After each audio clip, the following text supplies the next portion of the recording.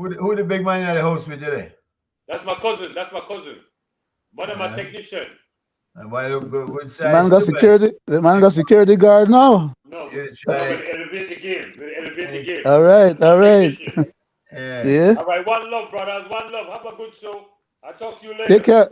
Thank you very much, Mr. CY. Good evening once again. G. Michael Reed, along with the panel, and has foisted upon me the chairmanship. So I'll do the best I can to see how I could make it work. Joining us again this evening, the once honorable, and are you know when you come out of the presidency of the United States, you're still president. They can still refer to you as president. When you're in Belize and you've gone through the parliament, do you remain honorable, or is it just a title reserved for the parliament? Should be. You there, Joe? You hear me? Yeah, I'm hearing you, G. Mike. Are you asking me a question? Yeah. Because I don't know. Well, I believe that firstly, honorable is something that you should earn. Okay. But it's not something you earn once. It's something you have to be continuously earning. Although we might, no doubt, continue to call someone such simple because he was a member of the House. But I think we have to get a little bit more conscious that once you are made an honorable by virtue of being elected to office by the people, that doesn't give you the right to be honorable. And I think we need to become more conscious of that in the Belizean society. The person must continue to earn. You mean even while you're in parliament, then you shouldn't be considered honorable unless you act honorably, correct? That's right. There was a presumption, I believe, in the culture of wherever this was, and I think certainly in the Belizean culture, it should be. Once elected, you're elected on the assumption that you are an upright person, you are quite competent, you are qualified for the post. But that is not what's supposed to be so, and definitely you have to continue to earn it. Yeah. Prove the assumption that was made at the polls. Just as you have to remain of some mind, which is a part of the criteria, right? Yeah, of course. Yeah. That's right. All right. So Gregory Morrison is not going to make it tonight. And I don't think that's it, you, because he never know you, man. And I think he may enjoy the debate and discourse with you, Joe. He adds a lot to the show. So, but he's a very busy man, apparently, no? He know, like the rest of us, retired. George Mavitt might be chiming in at some point. I don't know what his schedule is like. I hopefully see it before. But at the end of the day, we got three of us here, and there are a couple of things that we could discuss. Anyone see the spaceship that shut off the other night? Did you see it, Joe, in the sky? No, I didn't. I mean, amazing. I think they need for one with it when they do something like that, because when I look up, I see two moon. I say first I see the spaceship, and I say, hey, the moon look kind of cloudy tonight. And when I realize, look, but wait, that's on the moon up on the other side. And then I see the light, the ship, then they move towards it. Judge, you're on. Are they backstage, Joe? Mike? No, you're on. You're right up front.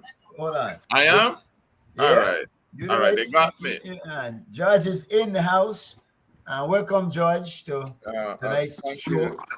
We have the honor of being joined again by Mr. Joe Coy. Yes. We're not gonna have Greg again tonight. And I was explaining to Joe, and I think that Sheikh Ahin. We have to find out. That's a good one. but nevertheless, got a couple of things. Joe, you had something. I know Leonard said he had something we want to talk about as far as how the Constitution relates to the teachers' stipend being put on hold and not given back. Where have you say about that, Leonard? While he was talking, I was trying to come up. I know where it is, but I'm trying to find it in electronic version. I'm just like one step away from it right now.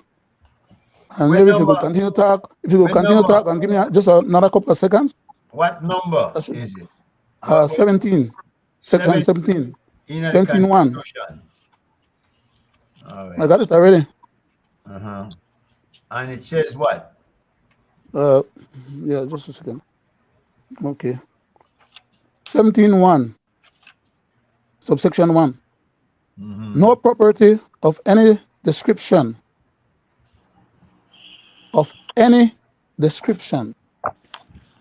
shall be compulsory taken possession of, and no interest in or right over property of any description shall be compulsory acquired except by or under a law that A prescribes the principles on which and the manner in which reasonable compensation therefore is to be determined and given within a reasonable time, and B secures to any person claiming an interest in or right over the property a right of access to the courts,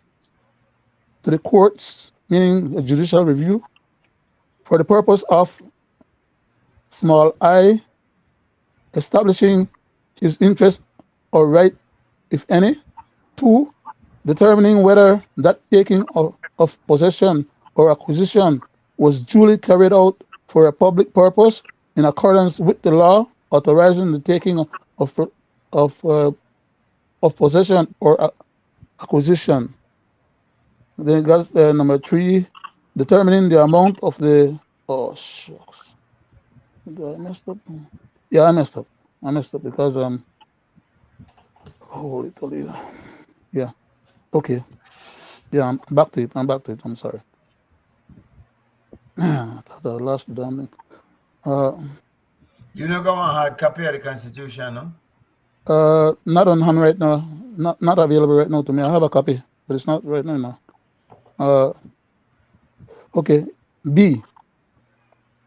No. I read it already. I read 1 and 2. I was done on 3. What is the I'm going to point? continue reading. Huh? Okay. What is the point? Okay. Yeah. Let me just go back to. Basically, what happened is that the present PUP government did something like what the past PUP government did, in that they overreached in terms of what the Constitution allows them to do and not do in regards to taking personal property or acquiring personal property without returning and or compensating those people back. First of all, we had just came out of a major economic disaster before the pandemic struck us, which meant that almost all the households in the country was under economic duress. And I think Mr. Koi would very much understand what I'm saying when I use that particular phrase. And we had just finished, well, not finished, but we were still in the end part of the COVID pandemic that we had suffered through. And the society was in a messed up situation as a result of those two major, one man-made and one apparently natural-made disasters that we suffered, no? And then on top of that, a few hurricanes or a few little other things here and there, and a little bit of mismanagement of the budget and the funds of the country as well. So when we put all those things together, the present government decided that they were short of some money that they needed in order to balance the budget. Right. And they went and took it out of the hide of the civil service and the teachers and all those other people. No. They met and they agreed to suspend the increments for a period of time. Was that not correct? That's a different point, sir. That is one of the other points that we could talk about, but you're overlapping and bypassing the point that you're pushing on the point that I was trying to bring forward, and you're saying no, and you went to something different. No. Let's stay within one category. You're saying let's stay within one category. Hold on, man. You saying sorry, the government? go ahead. You saying the government took away something from them, correct? Right. am I wrong that they met and had an agreement and they agreed to it? There was no, they had meetings. The government arbitrarily and capriciously decided to move forward because they could not bring them around for them to accept what the government was proposing. And the government just went ahead and did its own thing. That is where I'm coming from. Do you remember that? Or recall that as being a fact or a reality in your mind? Or your awareness, sense of awareness? No, no. Okay. What happened? What you're talking about is a stipend, which is something different. I'm talking about the people in a regular salary, of which 10% was reduced. They never got their stipend, and then their salary got reduced. So there are two different things. I was talking about one, and you're talking about the other. But let me share with the one that I was talking about, because that's my major concern right now. The other one we could, there's more than one of them that we could go back to afterwards, if you don't mind. Can I finish up on my first point? Yes, yeah, go ahead. Thank you, sir. What I'm saying is that the government needed to be able to balance its budget, or to present a balanced budget, which all governments, are supposed to try and do the best they can. What happened is that in order for the government, after he came in and realized that what Mr. Barrow had told him, that he was going to demit office and leave an empty treasury or empty credit card, or we were going to be in a messed up financial situation, the new government came in and realized that, yes, what the man had said before did turn out to be true. We are in dire straits. The problem was that the government did not try to figure out alternative possibilities of how to solve that problem. It resorted to one speed ahead in terms of deciding, okay, well, we can just reduce wage bill by taking away people's salary. Not all of it, part of it, 10%, as we all currently remember. When the government won the general election in November, before 1 month was up, I sent the present government a letter indicating to the Prime Minister that he could have gotten, because of the goodwill of many Belizeans abroad and many Belizeans at home, business people, everybody realized that we were in dire straits and everybody wanted to contribute. And then we had a lot of foreign people who also wanted to become involved in our economic well-being. I explained to the Prime Minister in that particular letter that he could have done certain things to acquire or come into possession of at least $250 million. Everybody scoffed at the thought that I conveyed, until 2 months after, when they realized, okay, well, they were in the throes of putting together their budgets and realized that they needed $240 million to supplement or to make up the difference.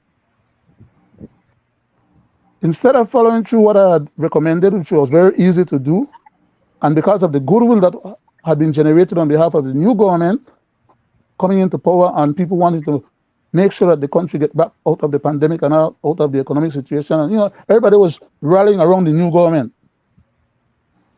they decided to go backwards. That is to say, the previous time the PUP were in government, it was the teachers and the civil service who harangued and harassed the government and basically helped kick them out of office, for lack of a different way of expressing the outcome. There was no reason why Mr. Briceño and his now new government should have taken the tack or the attitude of saying, we are now the government and we have solved this problem on the back of the government employees, because under the previous administration, nothing wasn't done to slow down their salary or they were given increases, as a matter of fact. May I ask you a question? Yes, sir, please. Are you at liberty to tell us where that $250 million would have come from? It's in a letter, sir, that I sent to the Prime Minister, and I described the different ways in which it was possible. Sir, you said how easy it would be. We have not seen the letter. All you have to do is sum it up. How you may do it? You may go and beg for it, you may borrow it, you may hope for winning it at the Bonito. Well, how would that $250 would have materialized? Okay.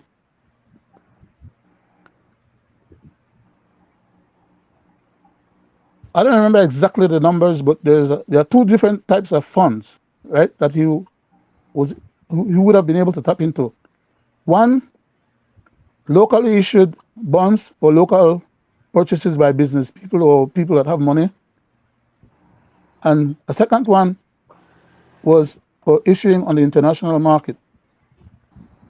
Basically, it would have been $250 million worth of bonds. I think it was 150 for international, which would have been like $75 million. I mean, it wasn't a lot of money, okay? 75 million US and 50 million US, which would have been, the number that I was talking about. We weren't talking about an amount of money to cover the whole budget. We were talking about an amount of money to help supplement the budget to facilitate and make it easy. By the time they spent By the time they spent the 2 months after and realized that when they were putting together the budget, their shortfall would have been 240. They could have gone ahead and did the same thing as was recommended, or they could have done other, because that was not the only thing that they could have done. That was a recommendation. Okay. There were other possibilities that they did not explore. All right. I'm saying that they did not have to go and create a conflict with the teachers, and the other civil service whom needed their money because of the dire straits that they were in, because they were also some of those teachers and civil service was during the pandemic and the economic downfall. They were helping their family, the other family members, and probably friends, and even some students. Well, we get that point. George, you got any input on that? You got anything? Well, interesting.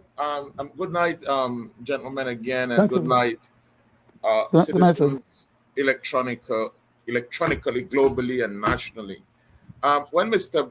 Brackett started for a minute there, I thought he was talking about a previous occasion where the government had to institute some austerity measures. Some austerity measures. Mm-hmm. That is a hot topic right now, where the increments of public offices were deferred.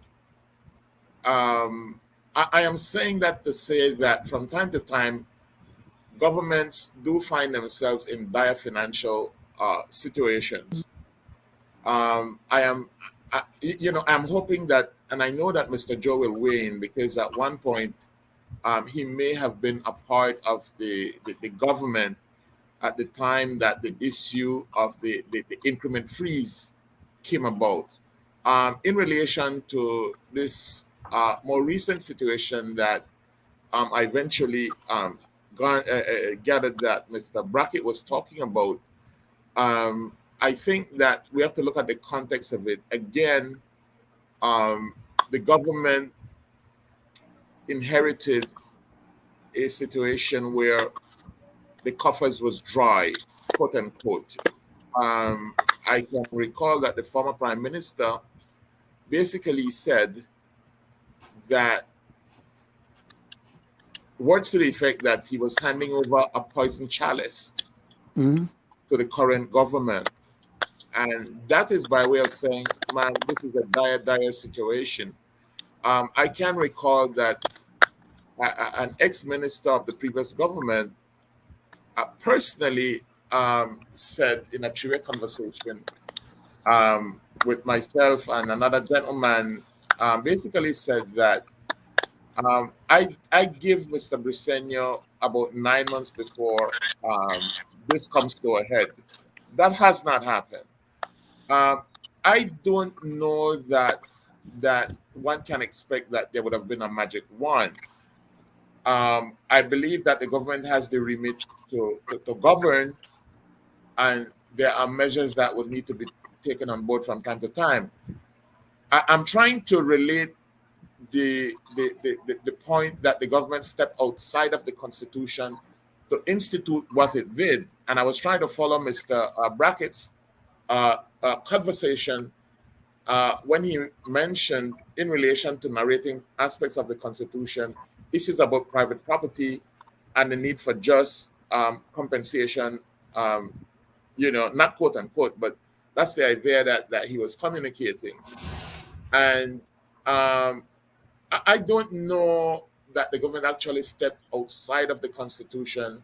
I think it's Mr. Brackett's opinion.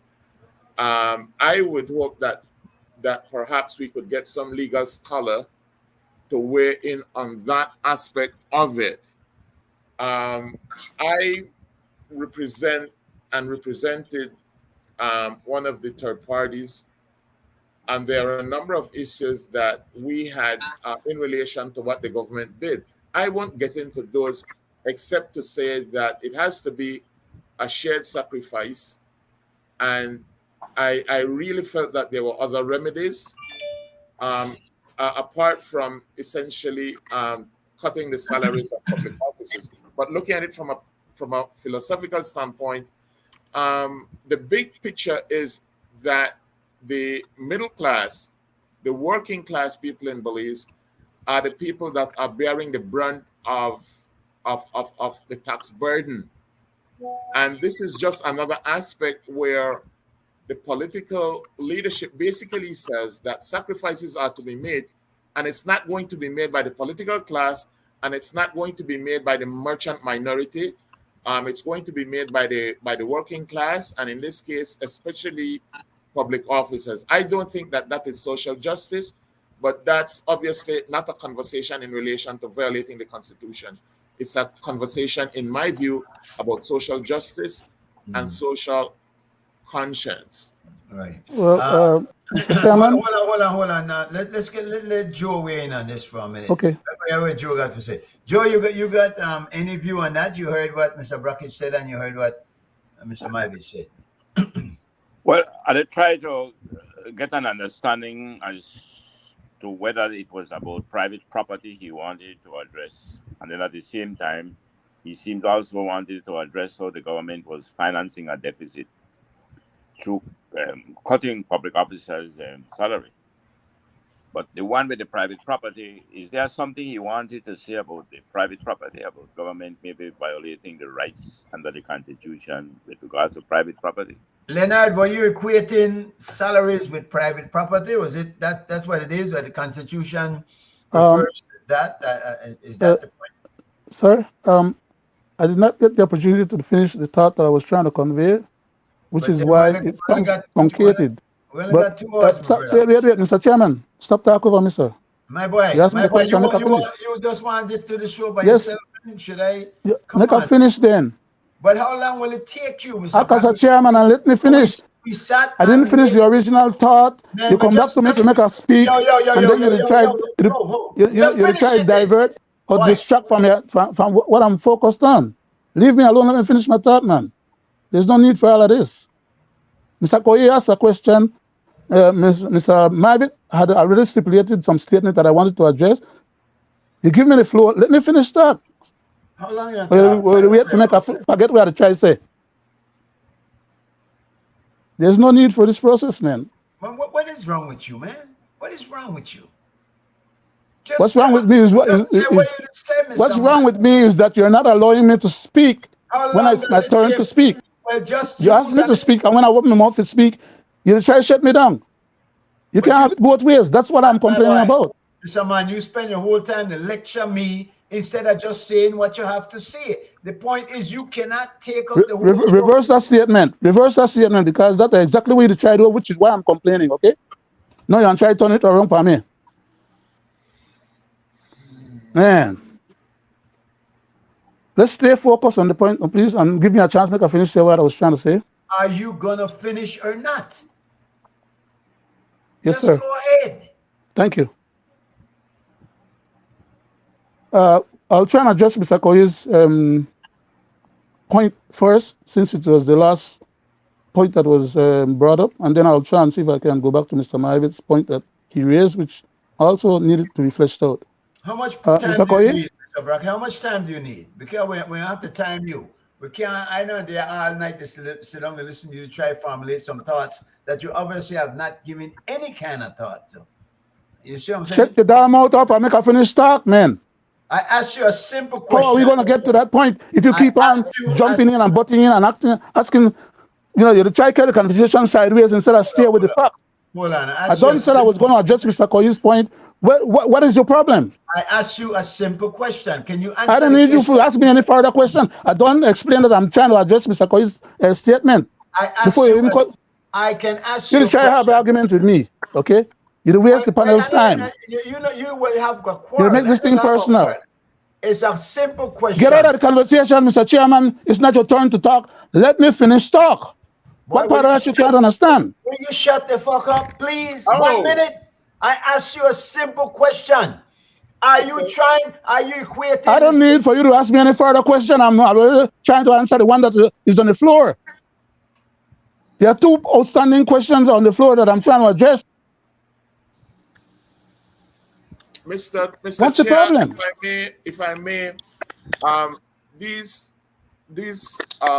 forum is governed by Robert's rules, and I believe that it seems to me that Mr. Cowie was making a presentation, and he was simply asking a pointed question, and I gather that based on Mr.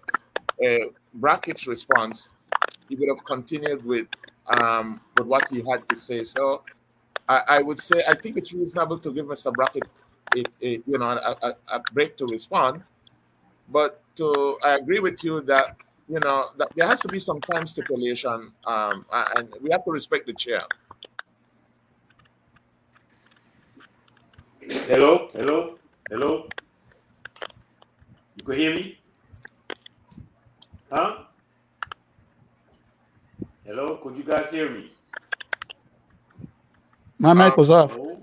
CY, Yeah, this is me. Could you hear me? yes, I'm hearing you, sir. All right, I'm wait hearing a you minute, too, wait a sir. minute. All right, good. Just chill a minute. Listen to me, right? G Mike, Yes, sir. you can hear me? I can hear you, sir. Okay, all right, look. I agree with Mr. G Mike that the time is limited, so everybody got to get time. So if a question is asked, you don't have to deliberate on it like that. You can come, make your point, be pungent, and it's over. That's just my decision. That's just my opinion, not decision. That's my opinion. So I think everybody deserves a chance to come on and do a little 5 minutes, a little thing. You can't be on like all night because everybody else need a break. And I agree with the chairman on this one. I know Mr. Mavic is different, but that's just my opinion. No, he actually says the same thing also. See, Mr. Brackett read a whole section of the Constitution, and then he spoke about the salaries from the civil servants, the public servants. And my simple question was, are you putting that in context with what you read in the Constitution? That is not a difficult question to answer. Mr. Brackett, go ahead and make your point, sir. Whatever you had to do, just go ahead and say what you have to say now. Mr. Cowie? Yes, sir. You stipulated just now as to whether or not what I was presenting initially was on private property and or public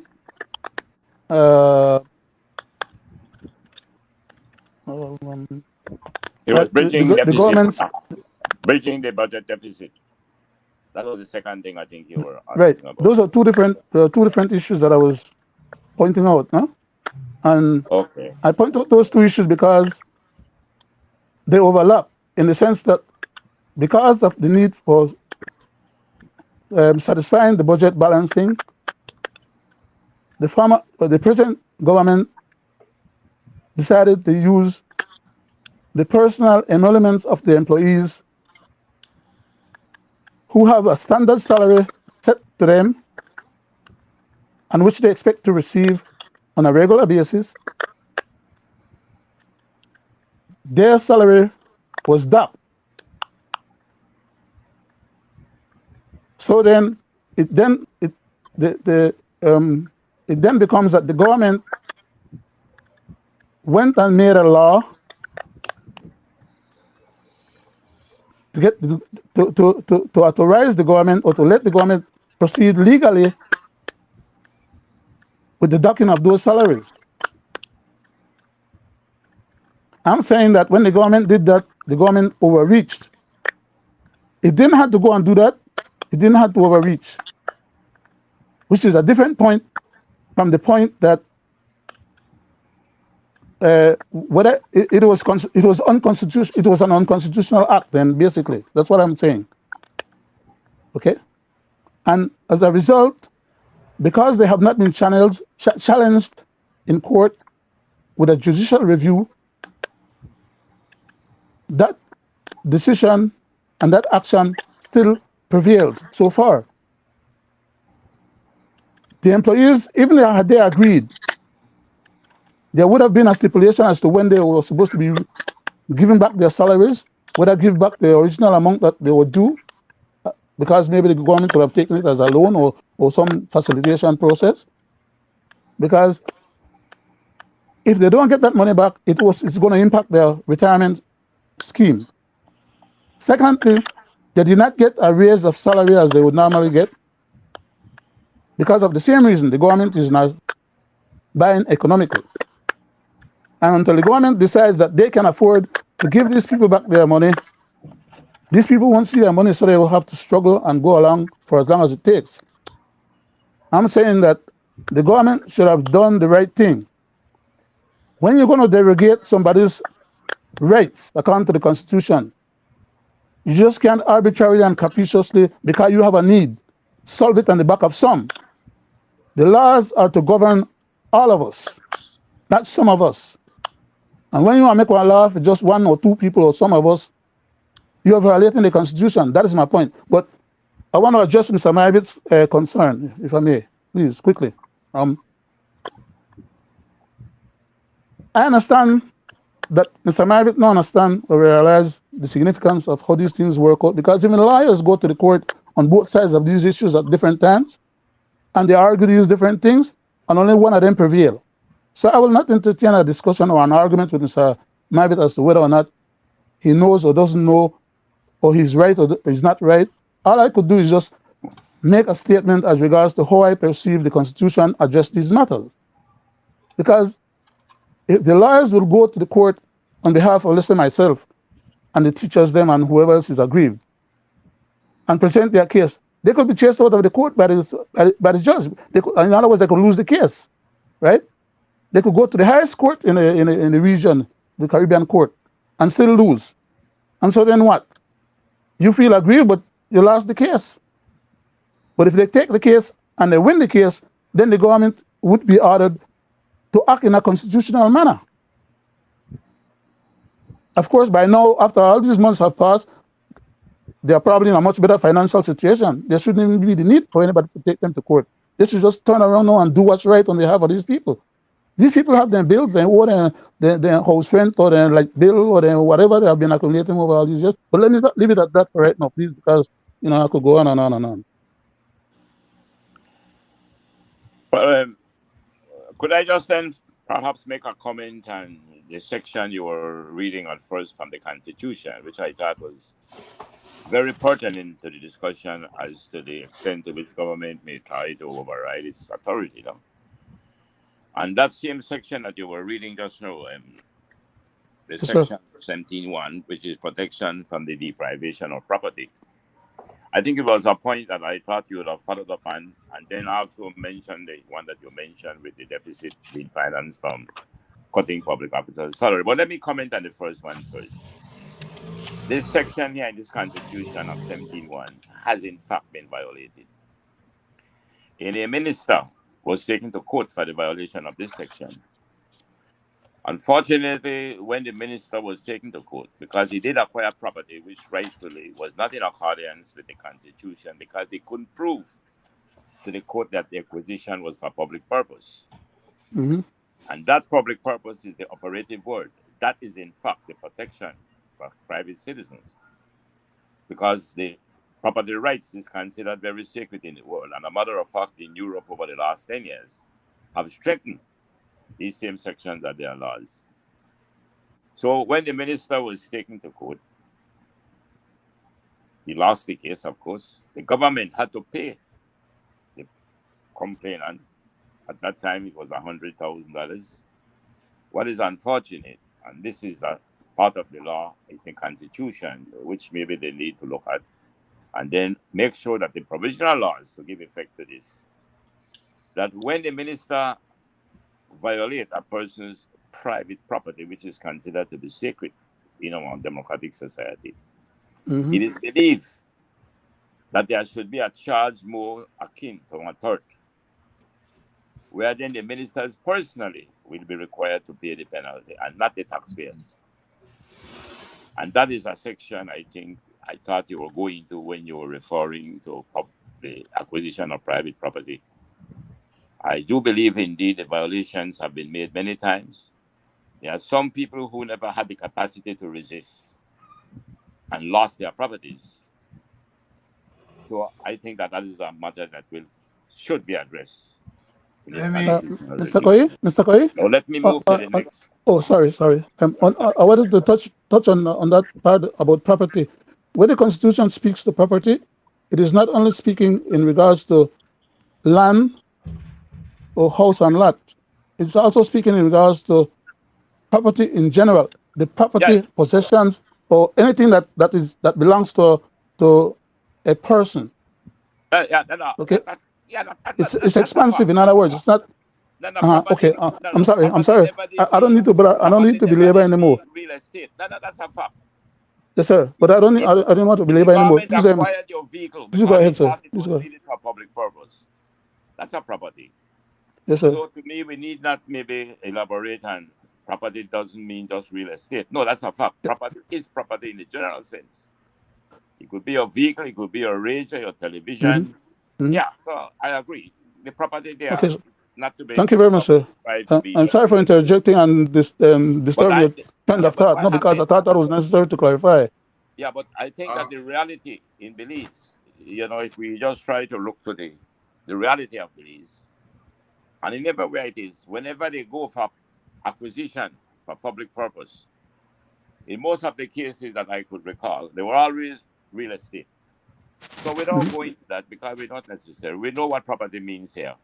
The point I wanted to highlight it, because I thought I thought you were going to that point, when the government abused this section of the law by acquiring a property which could not be proven to be for public purpose, then I think the penalty should be made against the minister under the third of misdemeanor, rather than against the taxpayers having to pay.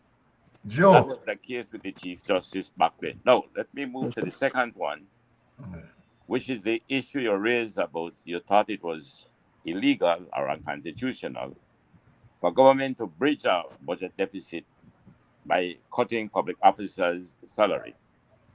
I don't believe that was in fact a transgression of the law. The government had a right to do that by law. Private sectors do it when they find themselves confronting problems in being able to manage, sometimes beyond their control, sometimes because of their imprudent management. They can take such actions.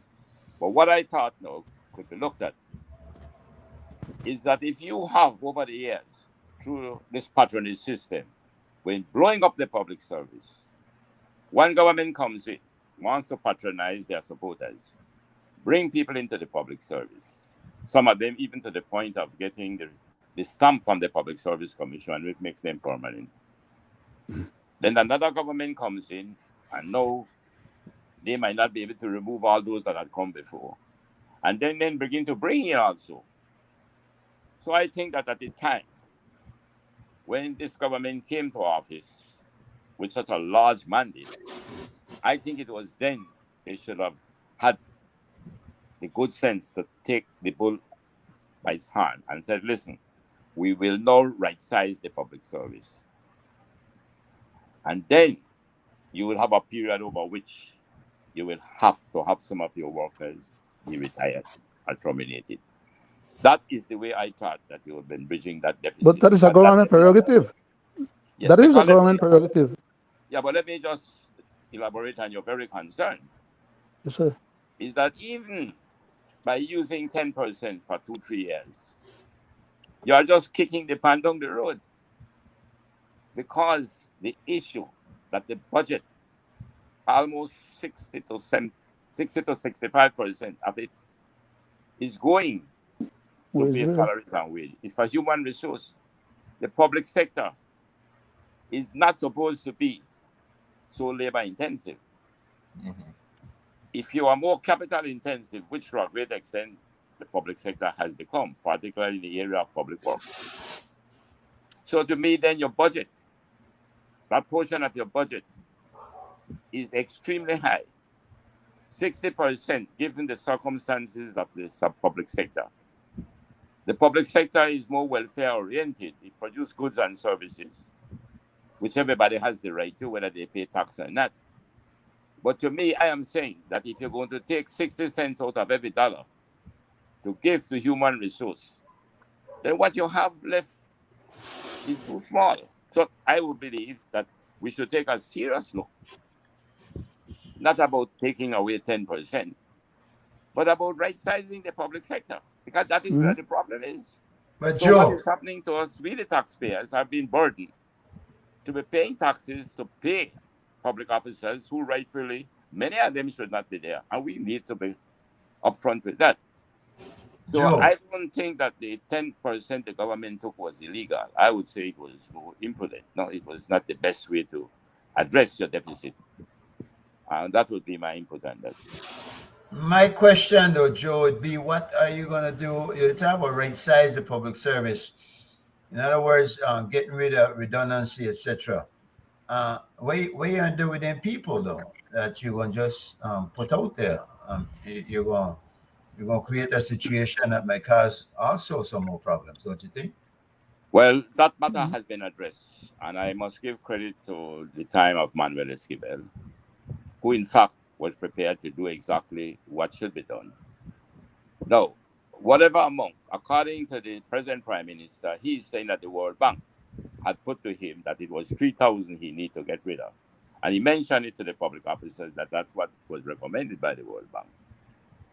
It's not that you will cut 3,000 right away. No, you don't do that. The first thing you do is stop to bring workers into the public service who do not qualify to be there. You've got to get away from this patronage system and bring them on the basis of their need and their qualification. So the first thing you need to do is make sure you reform that part of the public sector. You will come by your merits. Then you will begin over a period. Not any more must come in. And then you can gradually downsize it. Those who came, many came without merits. But despite that, they are human beings and they have families and they have already get accustomed to an income. So you will have to make that adjustment over a period, but you've got to begin now, or you should have started before. Mr. Koi, that is how you will address that excess that you have. You don't just tomorrow cut them out. No. Mr. Koi, wouldn't the solution to that problem be expanding the economy, sir? To increase the available funding for the government to be able to, So I think if you have a business and you are managing a business and you mismanage by bringing in too many workers than you need, you don't just try to increase your revenue to meet waste human resource. No. You have to accept that the public sector was never intended to be creating jobs. That is for the private sector. But the public sector creates an enabling environment for the private sector to create and build the economy to create the jobs. But you just don't bring people into the public service for giving them a job. No, that's not how you run the public service. Judge, before you go, Judge, one minute, Judge. It's about 5 minutes to 9 o'clock. What we do now at about 9, we take a leave break for a few commercial words. So, but we got 5 minutes, Judge. Go ahead. Yes. Very, very, very. Thank you, Mr. Chair. Very quickly, I wanted to double back on the point that you made, Mr. Chair. When you posed the question to Mr. Cowie, in relation to whether or not it seems to me, and it seems to you, that Mr. Brackett is equating private property with salary. And Mr. Brackett has basically gone into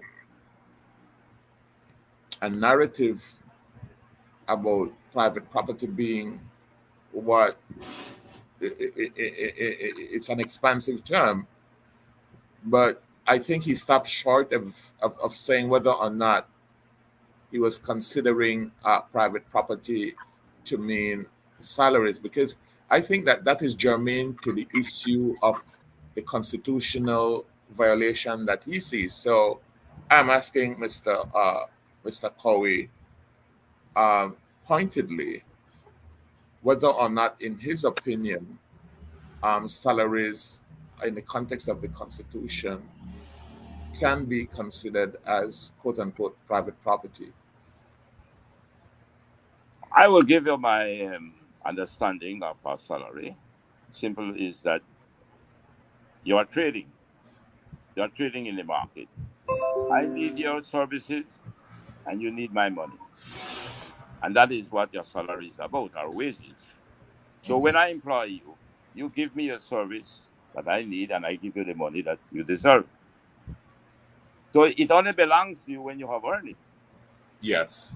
No, if I believe that because of circumstances, either internally or externally, that I cannot meet the salaries, what I need to do is to cut back. I just can't meet it. So you don't, the worker, I am a very strong supporter of workers. I have been big in the unions myself. But we have to accept that when you reach a point in a business, private or public, let's say private sector also, if for whatever reasons, if it was through mismanagement, if it was because of reasons beyond your control, the global economy, if you have to go back cut, then you have to cut. But it doesn't belong to you until you have earned it. But Joe, obviously, even for a small business, if you and your workers don't come to agreement, then there's no business and nobody do nothing anyway. So if it comes to the point where you have to say, why make a least sacrifice? And when the government say everybody has to sacrifice, it makes sense. We hope that they meant also themselves. And this is the part where I think the unions come up and suggest to them, listen, there are ways that you could do this. There are things you can cut. There's a lot of waste you can trim, and you could get what you're trying to achieve better than to denying the workers of their salary. So in a case like that, I have to beg to differ here, and I believe that we need to be more responsible in the management of this country, whether the private or the public sector. You can't just be employing people to dig holes and fill it up back. Well, yeah, that's already if you have the money to do it. The point you need to do, government can never be able to carry out its manifesto commitment without an effective and efficient public sector. We cannot continue to believe that public sector that is there now is adequate in terms of its numbers, and that came through the patronage system. If we continue to allow the patronage system, I don't want to be sounding or appearing to be partisan, but the truth about it, the public sector has become politically and administratively dysfunctional, simply because the political directorate has been using the public sector to patronize their victory at the polls. And I'm not calling which party. The reality of it as Belizeans, who are taxpayers, we have an obligation to protect the taxes that we are paying. And it doesn't matter which party it is. You've got to manage the people's resources far better than it's being managed now. Understood. Listen, we're going to take this leave break. CY, you ready? Come in. Thanks, yeah. We're going to take a couple minutes and then we'll come right back. Rastabira is the people's champion. How you like Spatman, Rastabira, make they know that just so we function. That one, organic conception. Rastabira moving like an army of one. People's champion. How you like Spatman, Rastabira, make they know that just so we function.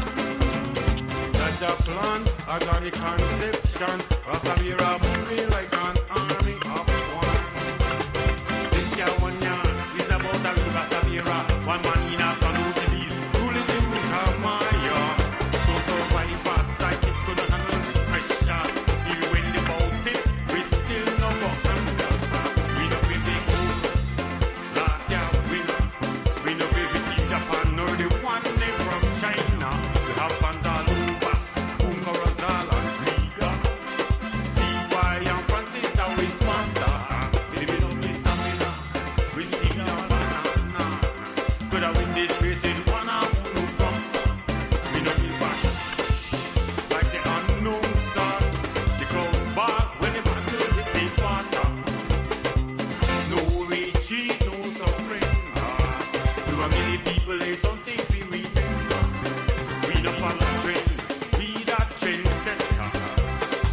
definition after Rastabira.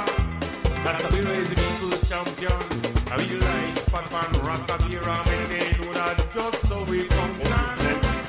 Like this, Organic conception. Rastabira moving like an army of one. Okay, gentlemen, have a nice night. People's champion. See you later. A real life spot on Rastabira. Make they know that just so we function. Ganja plan, organic conception. Rastabira moving like an army of one. This is a great thing. Major pop. All right, well, we're back. We try to break the monotony of the hour, a couple of hours, and do that as you. I usually have a few things to throw in there. This time it's to promote the Ruta Maya Challenge, which comes up this weekend. And I want to bring up one point here because a couple of the kids I was talking to today, and I was asking them, why are we having a holiday this weekend? And nobody knew.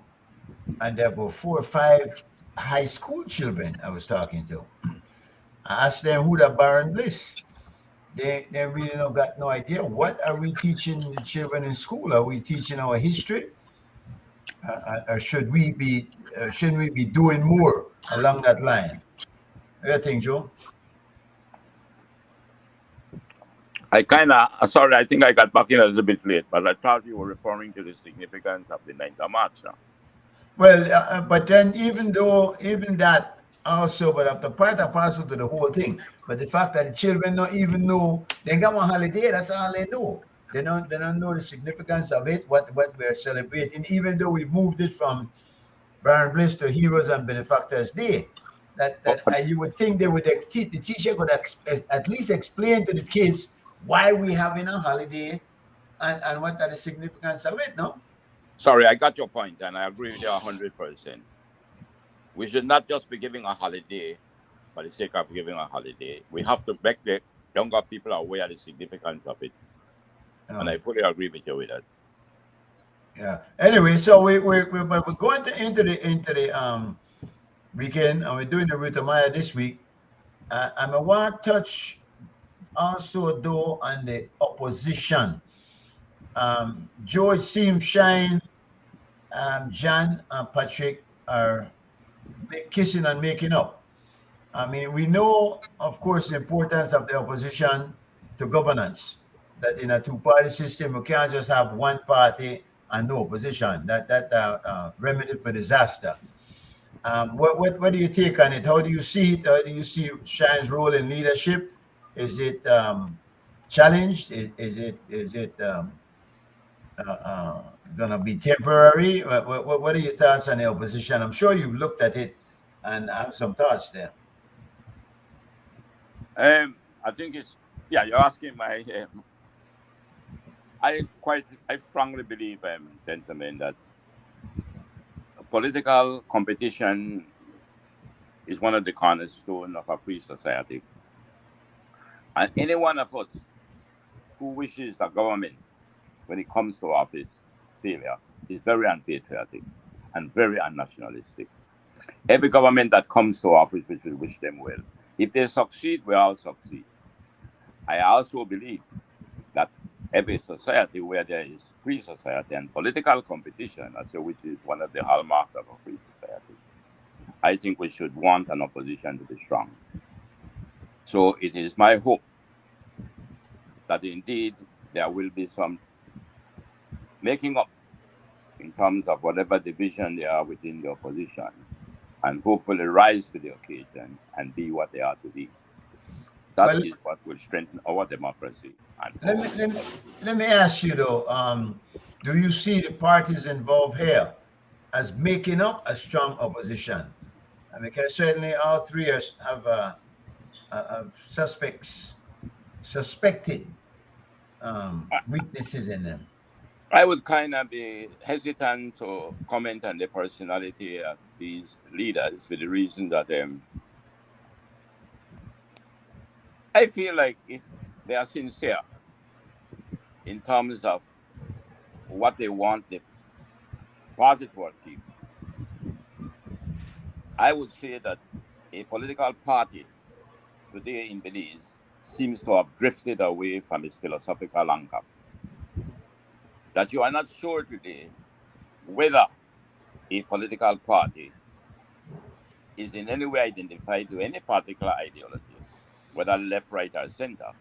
There was no doubt, and I will say this strongly for the People's United Party. I was there from the beginning, in a sense. Had a philosophical anchor, and I thought that the advocacy for the principle of solidarity under socialism, the mixed economy, was an ideology. I feel like if the opposition can begin to review its position as to what is it that he wants to advocate for in terms of political philosophy, economic philosophy, I believe that that is what they need to focus on and rally around that and put aside any personal differences or any hubris or whatever they may be suffering from and rally around the philosophical anchor of the movement. All right. Yeah, I feel that it pulley punches, but hold on, George. And I think that sometimes we talk about politics and beliefs too much on a two-party term, when in fact you're a member of a third party. Do you believe that at some point in the future we'll see one of these third parties emerging and making an impact, having an impact? Well, I believe that, you know, I see the perspective of the glass being half full as opposed to being half empty.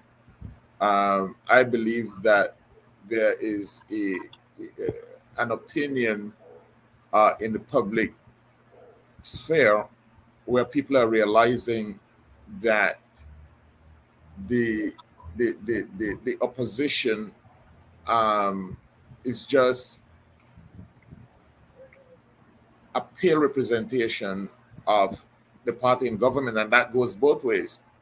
And in that regard, people are basically saying that, and Joe is using the term ideology.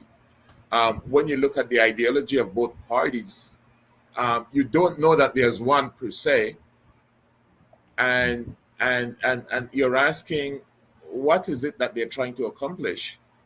People have coined the term PUDP, and it has really gotten into the popular conversation. And I think that it's really a label well deserved. Just me being in the streets and the people that I'm a part of the organization of, people are kind of coming to us and saying, listen, the fix that we have with the PUDP will not take this nation to where it needs to go. And it is about time that we try another formulation. And so for me, there are three variables that I believe could change the political landscape. One of them is a transcendental message. The other one is a transcendental messenger. And the third one is resources, especially financial and material resources. The question then becomes, are the third parties that have been identified as having some permanence, which is the Belize Progressive Party and the Belize People's Front, where are they in that regard? I believe that there's a way to go in terms of those three variables. There's a transcendental issue. I think that we have to build on that. The transcendental messenger, there's not a George Price in the wing, and there's not a Philip Goldson in the wing of the parties as I speak at this point. That's an issue that might need to come into its own. We have a political leader. Both parties have political leadership, but I think that more work needs to be done so that the public understands, you know what, there are competitive leadership that could wrest the reins of the PUP and the UDP in terms of their musical chairs at the helm of governance. When I was in Scotland back in the 1990s, the Scottish National Party was just a fringe party. They have been the government of Scotland for the last 10 years. That is not the only example of quote-unquote third parties rising to the top, but it's a significant one. And I believe that when we get our act together as third parties, I believe that the people of Belize would have viable choices. So that's Interesting. your question, no? Yeah. Mr. Brockett, any input on this?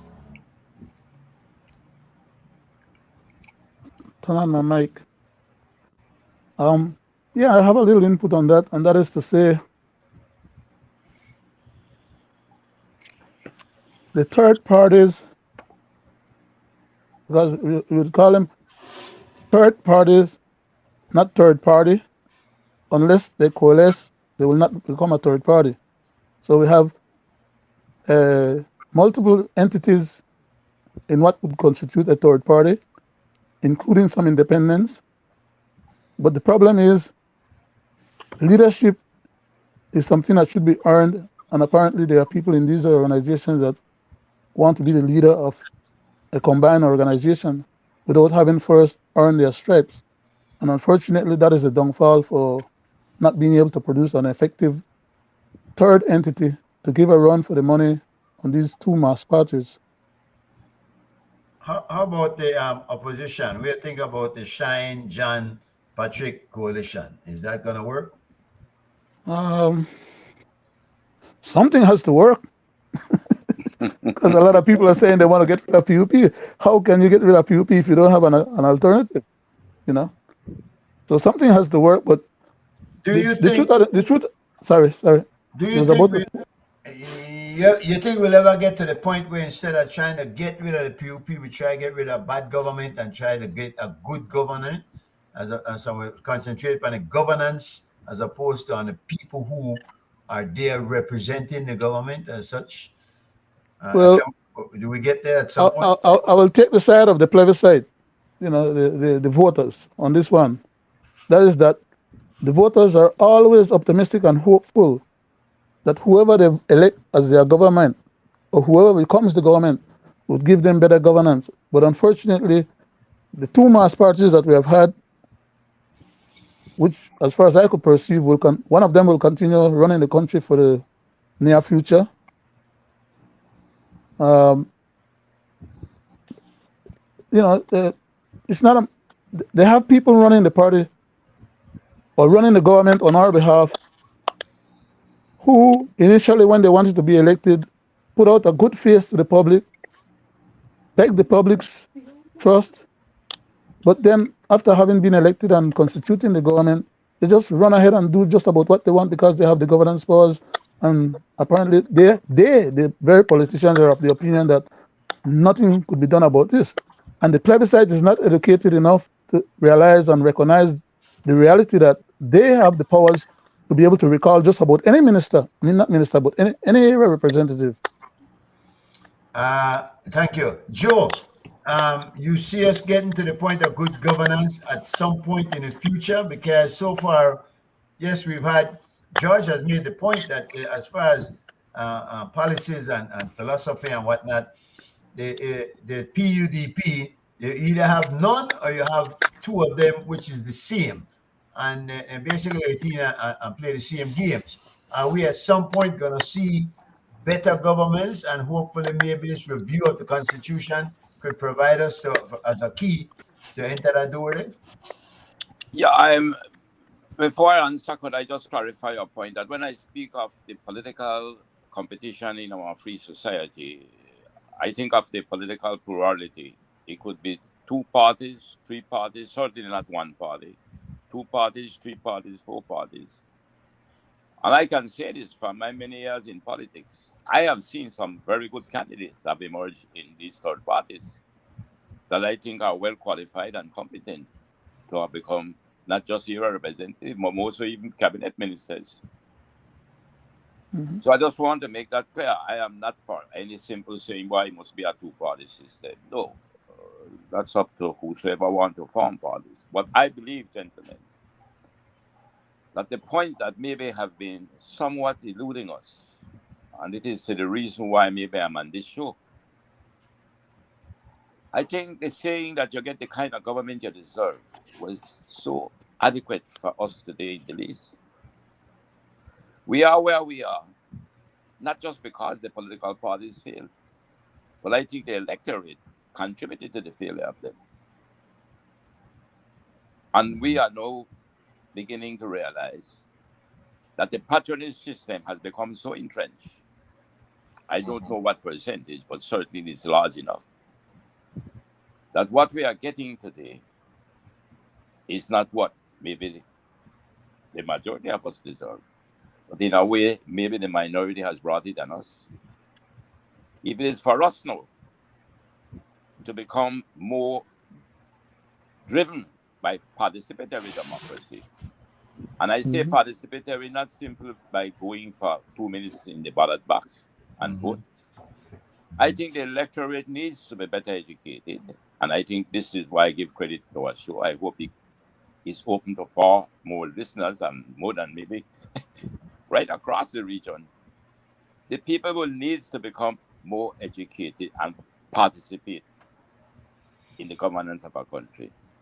If the people are not sufficiently participating, not just simply going to the polls, we will continue to have this leadership crisis in our country. And it is not just the leaders that are to be blamed. It is we, the people, who will have to take the blame. Do you, Joe, see any possibility of maybe independence having an impact? Maybe I don't know that we've ever had an independent candidate to win, except maybe. Yeah, go ahead. Well, my point I'm making is that we have gone so far into the patronage system that a large percentage of the voters today are committed. You see, when you are benefiting from the party that you are supporting once it comes into office, you will fight tooth and nail to make sure that you keep them in office. The person who is benefiting is far more passionately committed to getting his party back in because that's what he's benefiting from. And I think the famous writer had said it. I forgot his name right now. He said, but you know, those who want change are very lukewarm in the defense of change. But those who benefit from it will be passionately committed. If you look in Belize today, gentlemen, and we need to be very candid about it, we are not to be intimidated by politicians, which is many of us have become. We have to be able to speak how we feel about things, and we need to get up and act upon them. And for me today, it's not whether it will be a third party or a fourth party. If we, the people, do not participate more fully in this democracy, you could put any more parties you want, and they will not get better. Well said, sir. Yeah. Well said. Amen. Go ahead. I believe that Leonard used the term kind of overlap, and this is in relation to the issue of whether it's the party or the person. Parties are really they're driven by interest and to some extent philosophy. And I don't know that you could get good governance out of any of the mass parties, given the dynamics of how we get elected. Why am I saying this? When you look at the campaign leading up to the 2020 election of the then opposition, which is now the current government, they had a very beautiful, informed, not constitution is the word I'm looking for. Manifesto. They had a beautiful script. It was well presented. And I believe that if the current government genuinely followed that script, they talked about good governance. They talked about how they would fix the economy, i.e. job creation. They talked about how they would manage the debt situation. But when you look at what they have done, they have gone right back to the old drawing board. Joe was talking about the patronage system in the public service. I will tell you that really the elephant in the room in terms of the public service and the problem that we have there is the wage bill. And this is why the first prescription of the World Bank is let us cut staff. And I really can't see the current government deviating from the tried and true. I don't know that there's any motive for any of the mass parties to deviate from what has worked for them. And what has worked for them is to maintain the status quo. They are not interested, and they will never be interested in political reform. They will never be interested in disclosing who contributed and how much they contributed and perhaps why they contributed. They will not deviate from that. If you look at the issue of good governance and UNCAC, for example, the current government is basically saying that we have our own version of UNCAC. And I've said it before. When you look at it from the standpoint of our culture of Bolido and lottery, you remember that we had the legitimate lottery that the government ran, but you had the quote-unquote PUP lottery. And my estimation is that I think that the current government has been looking for a way to come with their own formulation of good governance. But anybody that has read through the script of the convention, UNCAC convention, will know that you really cannot shortchange UNCAC and come up with any formulation that is a fraud. It will not happen. And so I am saying that there's no incentive for the current government or for the mass parties to change. They are beholden to who has put them there. And we are getting really an outcome that I don't know that we deserve. But what I will tell you is that in my discipline, we have what you call a carrying capacity. There's only so much that grief that you can visit on the public. One of my colleagues, for example, has said, the former leader of the Belize Progressive Party has basically said that revolution happens when poverty reaches 70%. I don't know that there's a cut and dry formulation for that. But what I will say is there's a point that you should not go beyond in terms of the quality of life and the conditions of the people. In my view, I believe that I have seen figures of poverty as much as 60%. I don't know that there has been a very, very recent assessment of where poverty is. Long story short, I think that if we want to fix this, it has to be a recognition that it's not going to come from the parties, from the mass parties as they are now constituted and as they are now managed. I believe that there has to be a public consciousness that the people has to save the people. You know, it's a philosophical thing, and I hope that it doesn't sound corny, but until the people wake up and at the constituency level and at the national level realize that this is not working and we need to get a different outcome, it's not going to change. You know, we had a couple of comments. Yeah, but 1 second.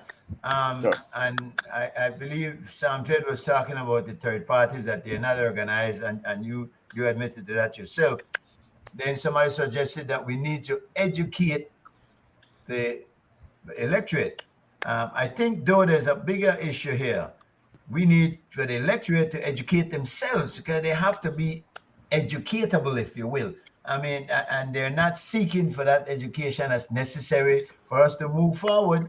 Well, Mr. Chair, now in relation to the issue of organization and the fact that the third parties are not organized, I don't necessarily know what the person meant, but what I will tell you is there's structure in place. There's actually a constitution. There's a manifesto in place. And there's actually a machinery behind the third party. We are definitely not where the mass parties are in terms of their propaganda machinery. We are not where they are in terms of having permanent staffing.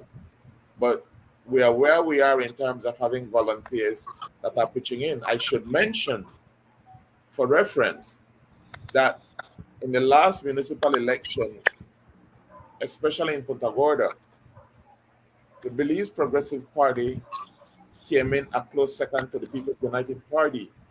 We beat the United Democratic Party. And that is just to say to you that definitely at the municipal level, the third party and certainly the BPP has made an impact. And I really see us building up strength going forward. Of course, we speak of patronage and the money that has to be paid out. You would certainly, given the situation as it stands now, you would have to come with some deep pockets, don't you think? And where do you stand on that campaign financing then, which has been a buzzword for a while? Well, there has to be moral and ethics behind in politics, and I will tell you that the Belize Progressive Party, we have basically said that not one penny will be given towards buying of votes. Not one penny will be given in relation to any form of bribery. I can tell you what our experience has been in Belize City, for example, last general election. We basically had hired what we could have afforded in terms of persons to run the election machine, particularly in Belize City. And I'll tell you that half of our staff walked away because one of the mass parties allegedly was paying $200 and $300 per vote. And, that goes back to the point made by, I believe, Joe, that the patronage system has really taken root. And it's having an impact that I believe doesn't work in the best interest of changing the circumstances of our people. But that is a cause, and perhaps it's a maturing of the electorate that would get us to another place, no? Joe, what do you think? Yeah, I would want to emphasize what I consider to be extremely important from my experience, but in life generally. It's not the political party that makes the individual or its members. It's the members of that movement that must enhance the party. Once the party is identifying with that doctrine and tenets that is in fact for the progression and the advancement of the people of our country. But if you look at what is happening in our partisan politics today, which we seem to be putting maybe a lot of emphasis on, whether it's a first party, second, third, or fourth, it's a reflection of the society. Our parties today, just as it is in the leadership in our unions, the leadership in our churches, the leadership in our civil societies, they are reflecting the failures of the society. The country, no doubt, my brother, is going through a leadership crisis. But this crisis was created by we the people. Isn't that a couple? Only the people can solve it. And I believe that it doesn't take 1,000 people to lead this country back to where it should be. But Joe, that way I didn't miss a thing, and now I kind of like wonder because you kind of couple on that. If you're in a leadership position, then some responsibility and onus has to fall upon the leaders to guide the people into the right way. So you could say, all right, yes, the electorate, but at the end of the day, that is why there are leaders who guide and lead the people. Let me then differentiate in terms of leadership is something that I think we need to talk about, maybe another show. But the truth about it, you have what you call transactional leaders, which I think has been failing in free societies and authoritarian societies. Then you have what you call the transformational leaders. Transformational leaders is what the world needs today, particularly Belize. You cannot make success in a country unless you transform the mindset of those who will lead this country. And who will transform the mindset? It might be just not even, let's find 12 disciples. One may betray us, but at least the level can carry the world through. I think what is happening to us, gentlemen, we, to whom much have been given, have maybe come out of the poverty, but we don't have the courage to go back to bring out the rest. Many of us have ascended to political power, and many of us have benefited in the corridors of political power, enhance ourselves financially. But we have no interest in going back to bring out the rest, except to build a facade that we are there for the people. At times we become more courageous and more prepared to speak how we feel. I think the people who belong to either the PUP, the UDP, or the third party needs to begin to take their party seriously and ask themselves, is this the kind of party I want to belong to? Is this the kind of party that is good for my country? It's not about what is in it for I, gentlemen. It is what is in it for us. And we have to become a little bit more conscious and do a little more critical analysis of the way we are being governed in this country today. This is not the kind of government that our forefathers of the 30s, 40s were in the forefront of the decolonization process was fighting for. They brought us to the promised land, and we cannot now develop the promised land and deliver on the promise that we know to our people. That is what I think is eluding us, because the kind of leadership that is emerging, and yes, the two main political parties, more so because they are the two that we have been voting in and out, is that there's too much transactional type politics in our government. Mm-hmm. We need to bring transformative leaders with vision, with nobility. And I think that we need to be able to be courageous enough to say so. If you belong to a party and you will go along with a leader who is taking you away from the philosophical anchor of your movement, you are an accessory to that. You are an accomplice. So the question is, does the change have to be radical then? Is that the change will have to be radical? I mean, is it going to come to the point of maybe a revolution? Well, I think that I need to quote John Kennedy here. I think it was John Kennedy. You either do it by the ballots, but if you fail, it will be the bullets. Uh-huh. We still have the chance to use the ballots. But if we continue to go down the road we are going with this patronage system, when one wins, there people begin to eat. And those of us who are carrying the bill are refused to speak out, because sometimes we benefit too. We benefit in our own ways, and we are afraid to lose that benefit. If you look at the poverty, not just on the south side, but even in pockets in the Caribbean shows. If you look at the community service that many of our citizens on the south side are prepared to come forward and help community projects, these are the people and the groups that the government should be supporting. It is in the civil society we have a lot of wealth, because there are people who are volunteering to do good community work. Mm-hmm. It is in the diaspora we're supposed to be encouraging our people to come home and to help us to develop. Our sincerity is what comes first, gentlemen. It's patriotism. It's seriously about our country and about our people. But it's too much what is in it for I. It must be what is in it for us collectively. PUP, UDP, third party, all of us. Mm-hmm. Sorry to be raving. No. I'm wondering how we're going to teach that. Go ahead, Judge. Yeah. No. I wanted to challenge Leonard. Well, not challenge, to get him engaged, because he did he did make a statement earlier to basically say, well, one way to basically address or to not justify, but again, maybe the word would be to address the issue of overstaffing in the public service, is really grow the economy.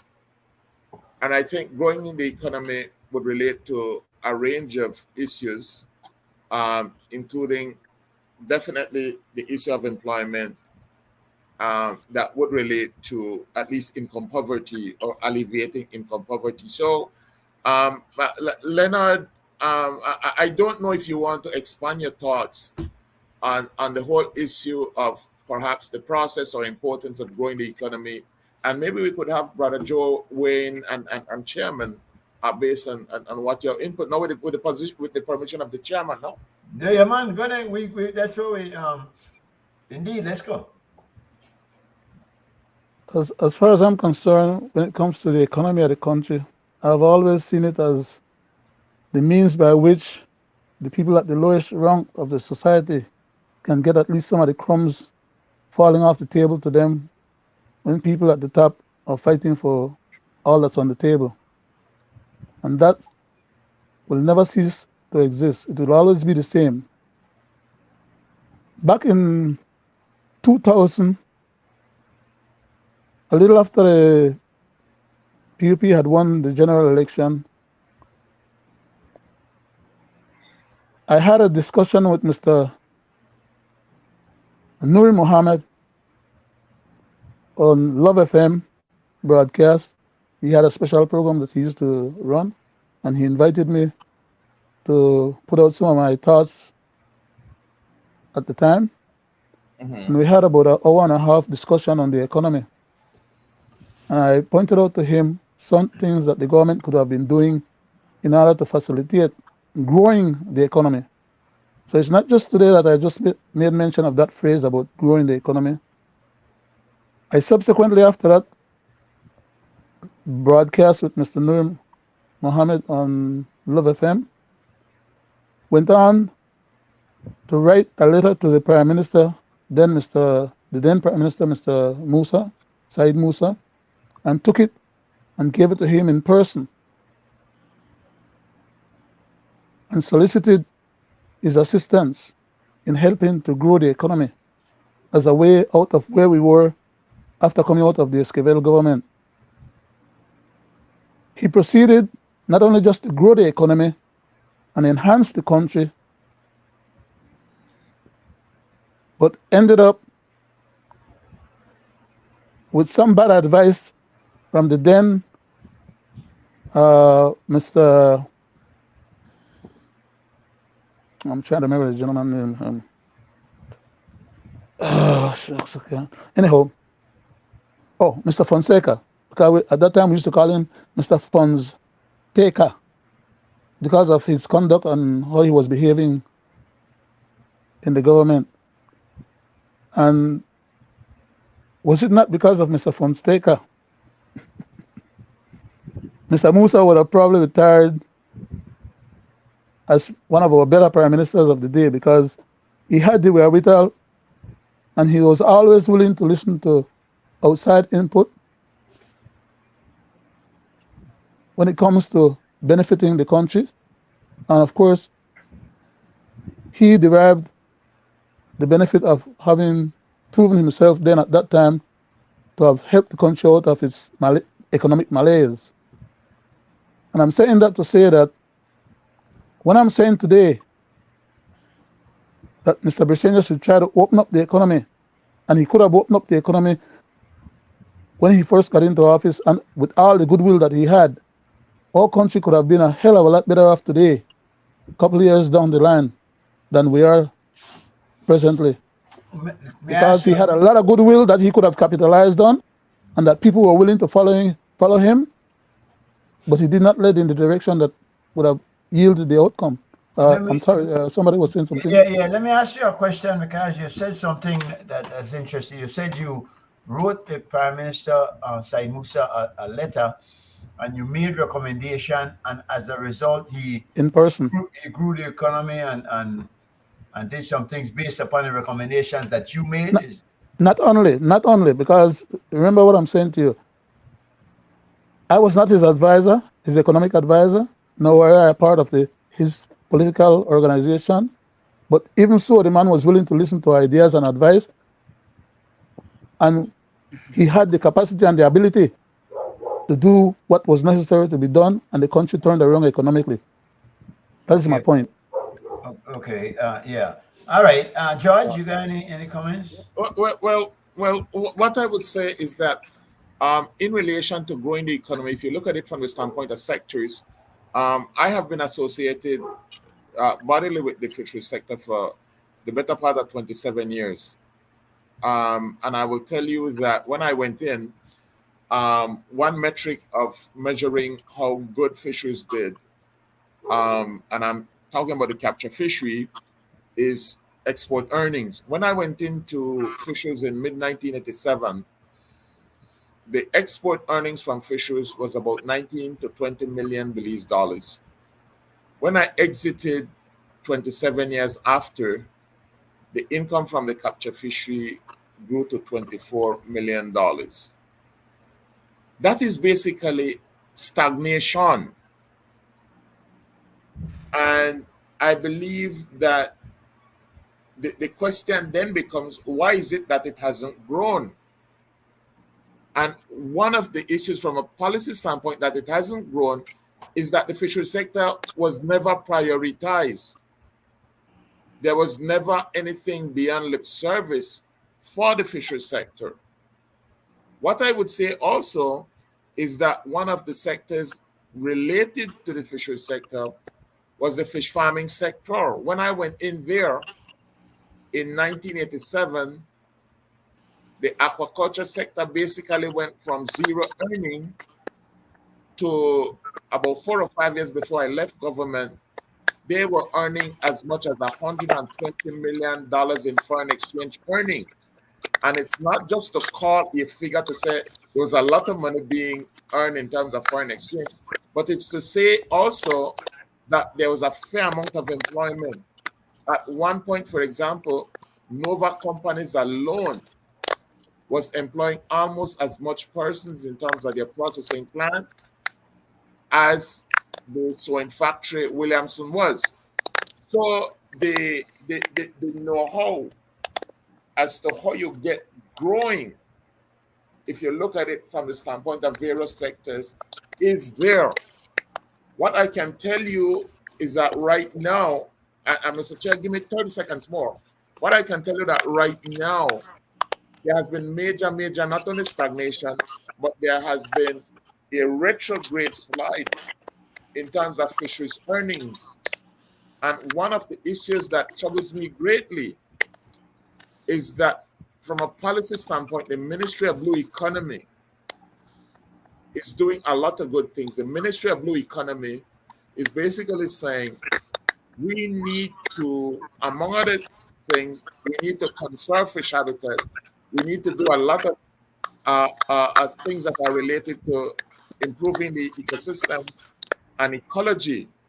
The major challenge here is that when you look at what the government has obligated itself to, there is a tremendous amount of monies that the government needs to input in relation to its partnership with one of the NGOs, to the extent that I believe it's $20 million over 5 years. What troubles me is that the habitats are being conserved, but the fisheries, the fishermen, the primary stakeholders are being left behind. This troubles me greatly because a part of what the government has committed to, the government is basically saying that we are in a partnership with the NGO community, conservation community, and we will be reserving more and more space in the sea as no-take reserves. And that means that the fishermen basically have less space to operate. Nobody has looked at in a constructive way as to how the expansion of no-take areas has impacted and will continue to impact fishermen. In my discipline, we talk about endangered species and we talk about species extinction. I will tell you that the greatest endangered species right now in the fishery sector are the fishers. And this has to be fixed because it has implications for job, and it has implications for development, and it has implications for poverty.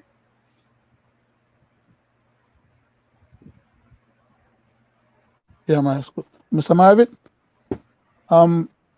I'd like to piggyback on what you just articulated, sir, and emphasize another angle. Anyone who has studied the fisheries of Belize will conclude and should be able to conclude exactly on the same point that you did. But I'd like to add this other point. Belize is part of the Belize coastline, let me say it like this, more precise. It's part of a Central American coastline and a southern Mexico coastline that feeds into the Mexico, what they call it?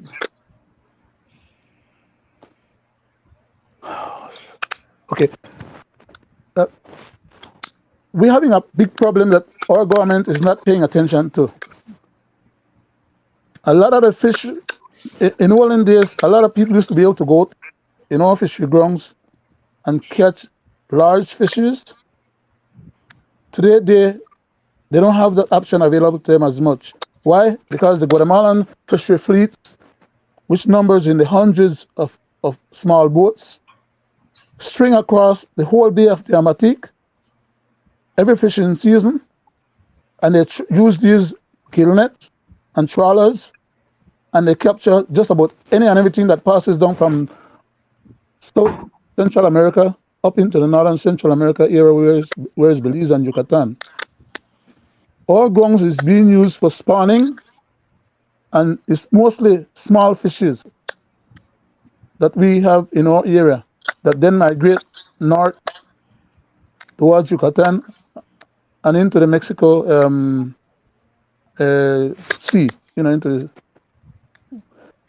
our problem is that there was a time when we were registering under IMARVE all these different foreign boats that were registered in Belize because our registration was so cheap.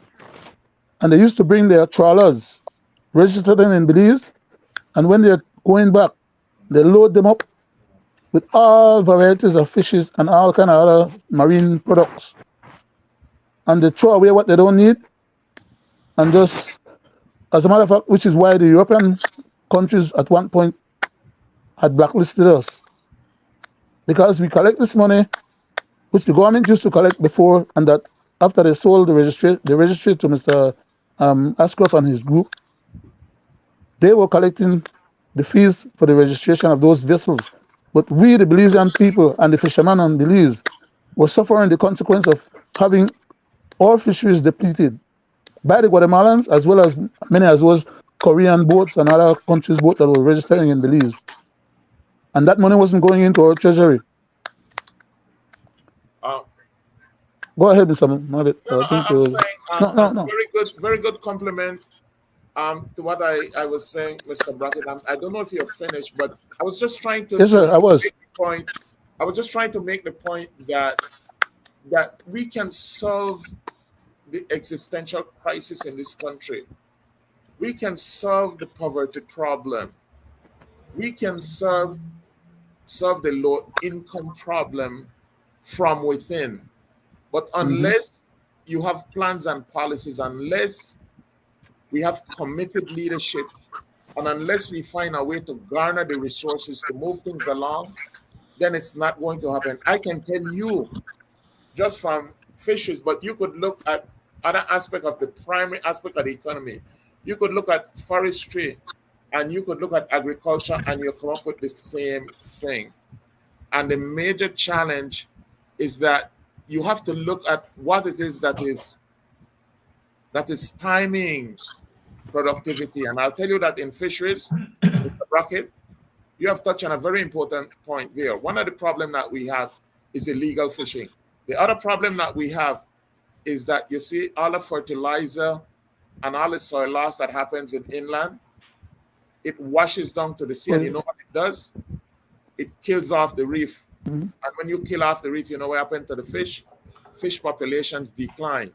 And when fish population decline, it's less fish for our fishermen and it's less income.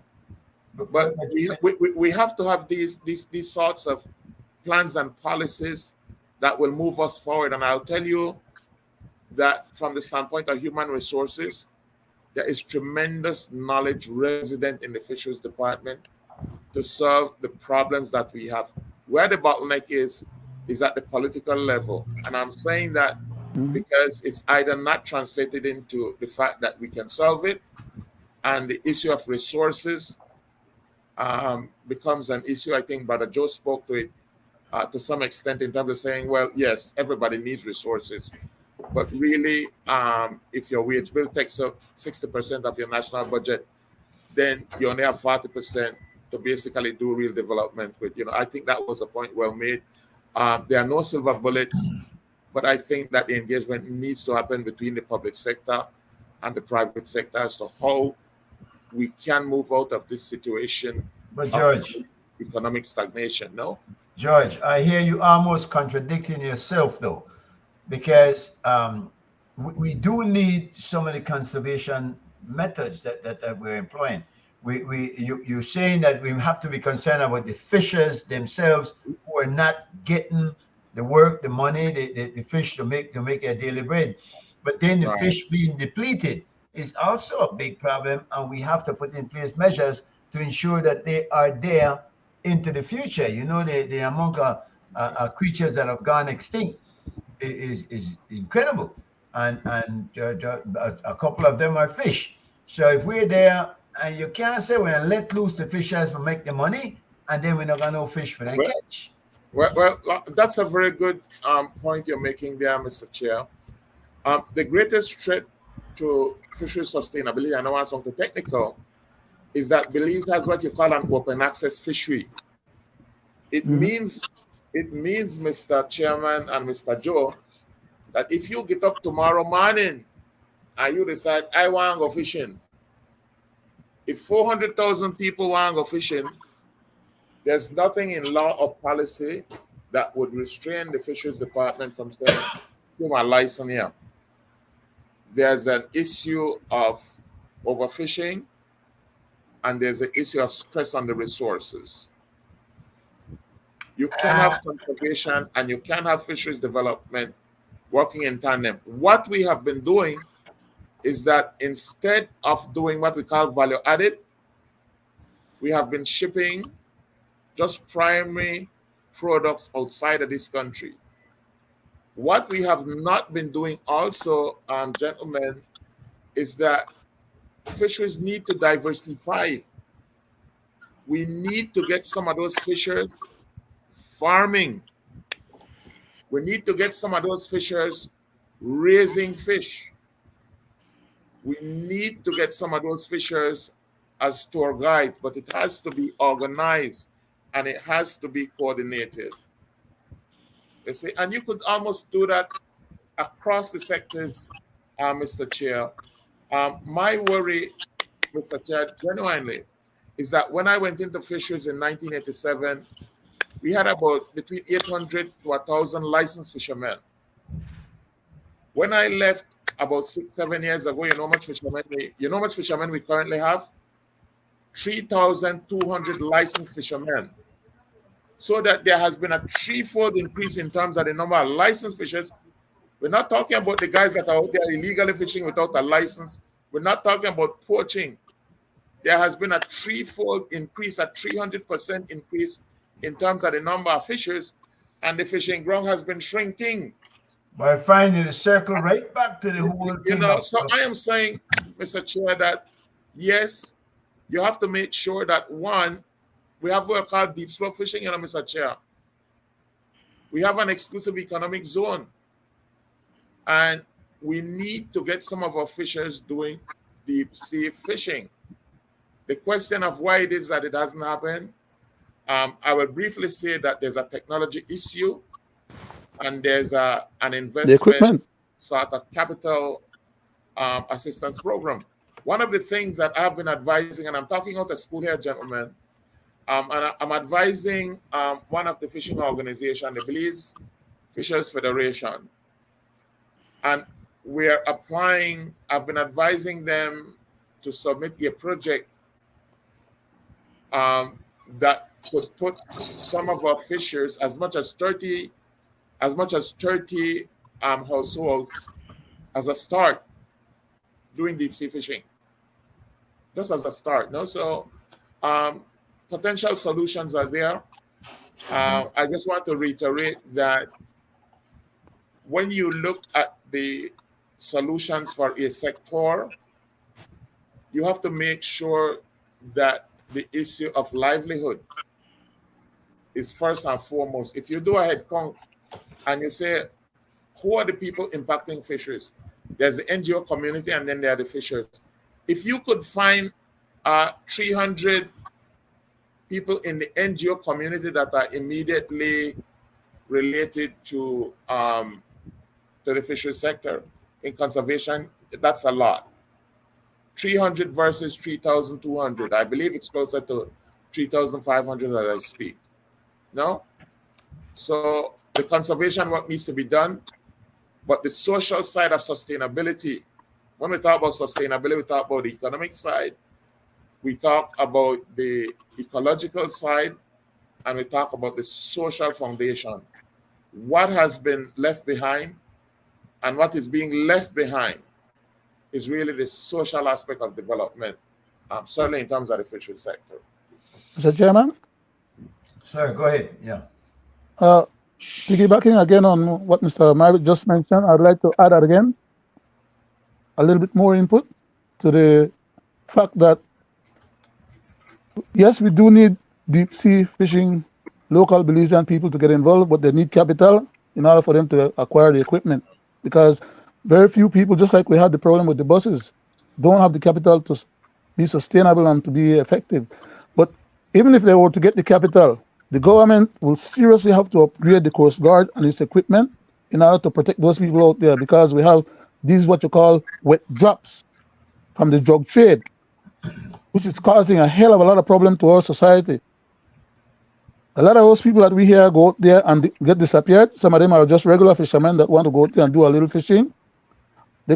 They get into areas where these people do their business, and these individuals happen to be witnessing things that they're not supposed to be witnessing, and therefore they get harmed. You know. Again, what happened is that I'm sorry. No, sorry. You have the Paris out there also, but I hear you saying things there that is difficult to prove. I mean, oh man. Go ahead. Well, maybe it's difficult to prove for you, Mr. Chairman, because you probably are not aware of these things. Probably, yeah. There are other people out here in Belize. Well, I'm not in Belize right now, but there are other people in Belize who are quite well aware of these things. Right. We're you know, I mean, and some of them experience it. I have family members who have gone out there and have never returned. I'm telling you things. Sometimes when I speak, you know, I might be speaking in a strange language or speaking about strange incidents or occurrences. You know, but there are other people who know these things, not only myself. I'm sorry, let me stop right there, because I think Mr. Koi was trying to say something and we are about to lose time and ending up. Mr. Koi, I think he was in. Yeah, I would want to just confirm indeed that the growth of any economy is a truism. I think it's also a truism that the equitable distribution of that growth will bring the development, because without that you won't have development. But let me just agree with everything that was said just now in terms of enhancing productivity in the sectors that was being mentioned by the two gentlemen there. Well, let me give you what I will call a bird's eye view of our economy. I think the pandemic and the recessions prior to that over the last 30 years, particularly the housing bust in America that brought that recession, and the one that happened about 2 years after. What it did highlight was how vulnerable the Belizean economy was to external shocks. And we should have learned from that, because we knew it some years back when into the fuel crisis of the 70s, when we had to go to the IMF for standby credit. The problem facing the economy is that the economy needs to be restructured. We have highly dependent on the service sector, particularly tourism, maybe about 40%, highly vulnerable. No doubt we can continue to have tourism. We have also been very much in the primary products, agriculture, in agriculture. Again, the commodity market is highly volatile. So what Belize need? Belize need to value add, as I think Mr. Maivit was referring to. We need to industrialize the country. We need to begin to take the agricultural products, whether from the land or the sea, which may be 80 to 90% of the goods manufactured in the world come from those. Or we need to value add them. We had the blueprint for it in the 60s, and I think I mentioned it before too. Maybe not this show. But the blueprint was there for the fiscal incentive, the quantitative restriction, and the import substitution to jumpstart this economy towards industrialization. For whatever reason, it seems to have been abandoned. I would say this: industrialization must be the restructuring, at the heart of the restructuring of the economy. We are now taking an export of, just put it in dollars. We export something for $1. That same thing we can export for $5, but we value it. Definitely. And I would end on this note. When we see the poverty in this country, indeed, that poverty is not necessarily because of the lack of growth. That poverty is, to a great extent, too, because of the unequal distribution of that growth. So, gentlemen, one, there must be equitable distribution if there is the development from growth. Otherwise, you'll have growth without development. Secondly, we have to restructure the economy. We have to industrialize it. That is my comment on the economy. Gentlemen, we're past 10 o'clock. It's been a pleasure again sitting with you guys and knocking heads. We do this again next Wednesday, as we do every Wednesday evening. And Joe, you have a standing invitation to join us whenever you have the time, whenever you feel like you'd like to. And I hope that the other panelists agree with me that you're a welcome addition to our debate. Gentlemen, we want to wish everybody a safe holiday weekend. We're in Belize going to have our 9th of March, which basically opens our dry season. This is when the weather gets beautiful, and if the last few days has been nothing short of immaculate. I know that the folks abroad are having their issues with their storms. It seems in America they get lashed up with one storm after the other, and we certainly feel for the people out there in the deep freeze and without electricity and access to the roadways and whatnot. It must be really hell, but here in Belize we have heaven. So I want to invite your children, come home and when they're ready, right? We really need to touch more. Joey, I want you with us when we talk about the diaspora relations, because that's one of the big issues that we have to continue to harp upon, no? So anybody got any final words before we leave? I just want to say thanks to Mr. Joe Koi for gracing us with his presence again. He was very instructive and intuitive in terms of his contribution, and personally, I'm grateful for his attendance, and that's it for me. That's it. George? Yeah, I want to second the motion by Mr. Brackett. We talked about value added, and I think that it's an honor and a pleasure to have Mr. Joe, who is really a political icon, really, and a man of great wisdom and capacity. And he has definitely added tremendous value to the show. And I hope that we could have him a recurrent and sustained basis. I don't think he'll mind, and we're extending invitation. Joe? Well, let me say this, gentlemen, that it is an honor for me to be among you honorable gentlemen. You have earned that name, honorable. Thank you. Wow, you'll get the vote. Gentlemen, next week, same time, same place. CY, take it away. Thank you, Mr. CY. Thank you, Mr. Chairman. Thank you, Mr. Panelists. God bless.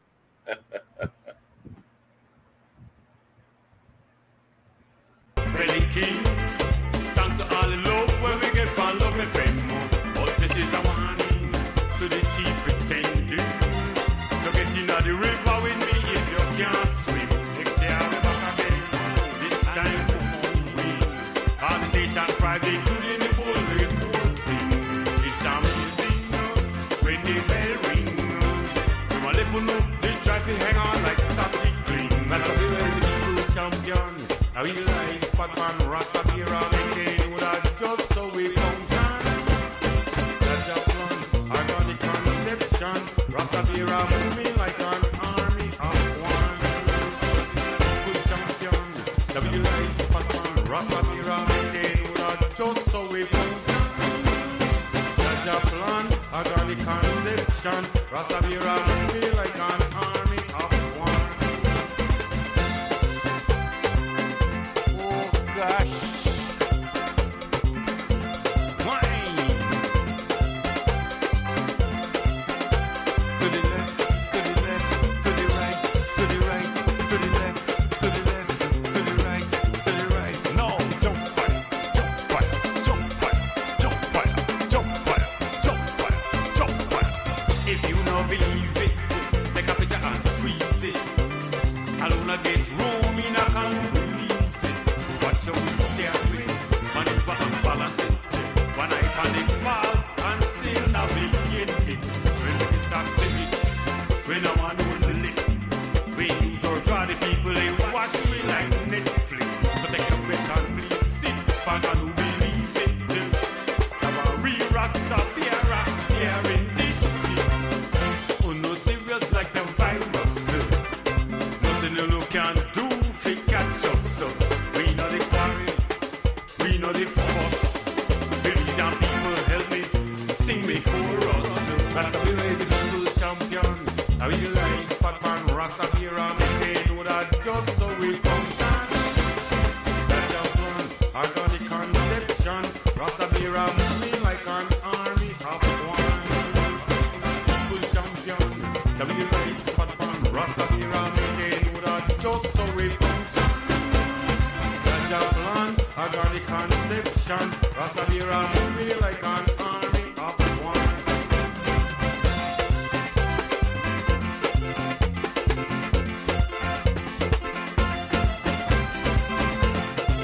I see what it is.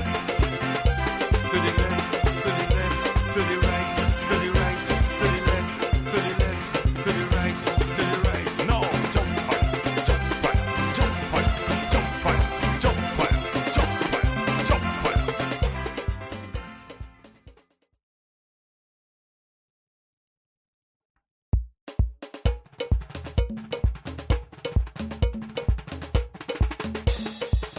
Please, that people.